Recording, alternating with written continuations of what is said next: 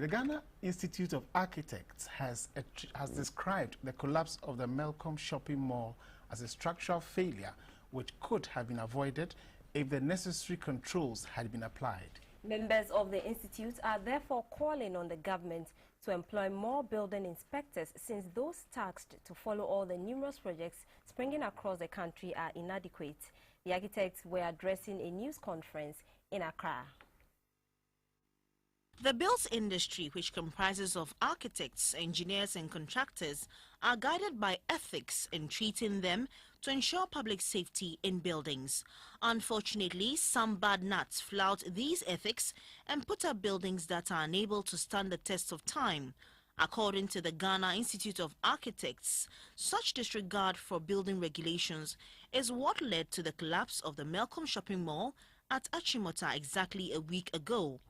The Ghana Institute of Architects says the unfortunate incident is a wake-up call for all, especially those in the built industry. The president of the Ghana Institute of Architects, Mr. Dutay Brown, said the acquisition of a building permit alone does not guarantee a properly constructed building, but rather the compliance to drawings submitted and approved is the key. Real estate developers and other developers are not enjoined to have architects and structural engineers or the full complement of engineers to be a part of their project design team during implementation, and we therefore allow some of them to get away with all sorts of low quality projects that eventually put the public at risk.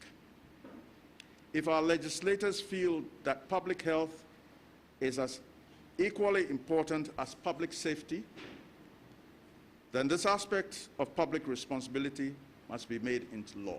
Mr. Dutay Brown also outlined some recommendations which will help sanitize the built industry.